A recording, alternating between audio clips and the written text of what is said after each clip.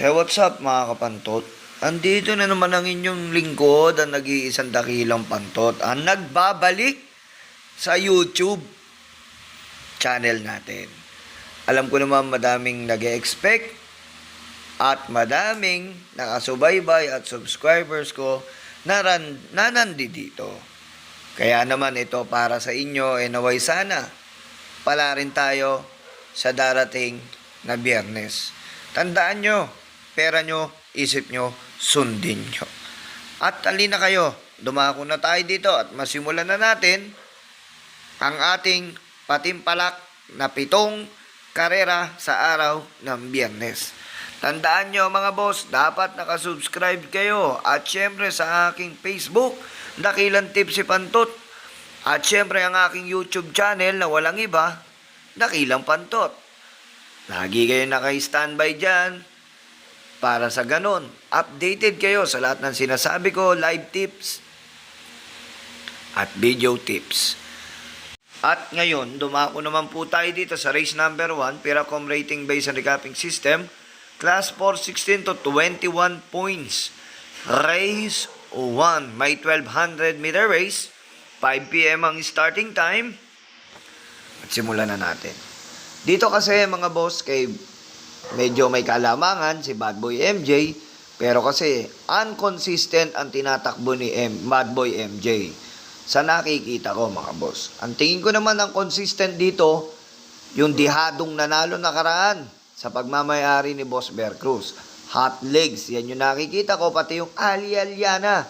Mga improvement na kabayo ay nakikita natin na maganda ipinapakita at consistent mga boss. Kaya, ang pili ko po ay 3 po ako dito sa race number 1. Pampremera ko po, numero 3, Ali-Aliana. Nagagabayan ni Mac de Ocampo.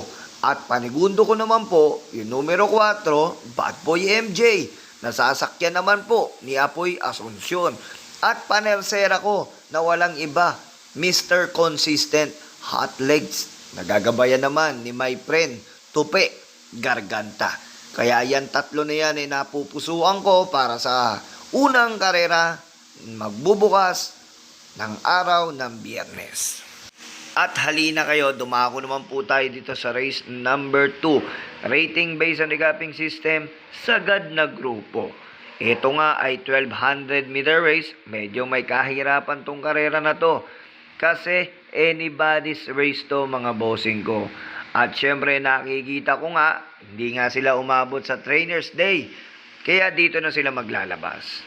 3 kabayo uli ang napupusuan ko dito. Pampremera ko numero 2. Lady of Peace, sa bilis neto at unang lundag, tingin ko makakakuha ng unahan. Nagagabayan naman ni Den Camanyero. Itong kabayo na to, tingin ko siya na rin magdadala ng unahan. Pag walang bumaliglig, tapos ang karera. Pampremera ko numero 2, Lady of Peace. Panigundo ko naman, yung numero 3, Heirloom. At syempre, papatnubayan ng panuputan natin pangatlo ko. Yung numero 6, Eyes on Sunrise. Tingin ko, yan 3 na yan mas matibay pa sa relasyon nyo. Good luck, bayang karerista. Dumako naman po tayo dito sa race number 3. Rating based on recapping system, 11 to 15 points, 1200. 6:10 p.m. ang starting time. Dito mga boss, merong mga pababain. Katulad nga nito, ang nalalyamado. At tingin ko, si High Honors. Isang takbo na lang to ay pwede nang bumaba sa grupong ito. At kasama niyang bababa si Gable at Sinag. At tingin ko naman hindi na ilalaban si Gable o Sinag. Para sa akin isang takbo na lang yan bababa na yan. At tingin ko dito naman kay High Honors, depende na lang to. Pero lamang to sa labas. Kaya 3 pipiliin ko. Numero 1, Dugong Bughaw. Numero 3, High Honors. At numero 4, 7 of Diamonds. Yan 3 na yan, tingin ko, mas matibay pa sa relasyon nyo, mga bossing ko. Salamat and good luck. At dumako naman po tayo dito sa race number 4. Race number 4, 6 betting numbers, 1200 meter race, 11 to 15 points, 6:45 ang starting time. Ang tingin ko dito, ang pababain dito ay numero 4, Happy Kid. At tingin ko naman medyo may kabigatan sa labang ito. Kaya ang pili ko dito, ang one for the day ko. At tingin ko napakagaan sa laban. Numero 2, Cash is King. Nagagabayan naman ni John Paul Guse. Yan ang pang one for the day ko at solo ko na rin sa karerang yan. Good luck, bayang karerista, at galingan nyo. At dumako naman po tayo dito sa race number 5. 8 betting numbers dito mga boss, magkakatagisan ng galing sa grupo 6 patungo sa G's. Dito kasi mga boss, may dalawa, kabayo at iisa may-ari. Katulad nito yung numero 7, Pay the Lady. At syempre, si Blame the Ghost. Yan dalawa na yan, iisa lang connection yan. Hindi natin alam kung sino mas better sa kanila. Kaya ako, kung pipili ako, 3 lang ang pipiliin ko. Pamprimera ko, yung numero 7, Pay the Lady. Nagagabayan ni Mr. Longshot, Marlon De La Cruz. At panigundo ko dito yung numero 4, Blame the Ghost. At panersera ko, walang iba, yung numero 3, King Wash ko. Yan 3 na yan, tingin ko malaki chance ang manalo sa karerang yan. Good luck, bayang karerista. At dumako naman po tayo dito sa penultimate race. Race number 6, 22 to 27 points. 8 betting numbers ulit sa karerang ito. Dito sa napupusuan ko, punto per punto ang labanan dito. Money for Bipani, maganda pinapakita. At Malibu Princess, maganda din ang pinapakita. Lalo na, bumaba sa laban, si Full Combat Order. Ngayon, dito sa karerang ito, mag-aapat ako para sure ball na ako. Pamprimera ko numero 3, long shot of the day ko na rin.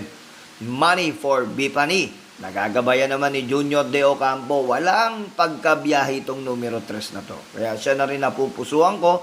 At umentado at maganda pinapakita sa karerang ito. Kaya siyang pamprimera ko. Panigundo ko dito, yung numero 6, Full Combat Order. Nagagabayan naman ni Pamboy Ponce at panersera ko, Krugeran, numero 1. At syempre, pang-apat ko yung numero 4, Malibu Princess. Yan na lang mga boss, yung 4 na yan, tingin ko malaki chance ang manalo.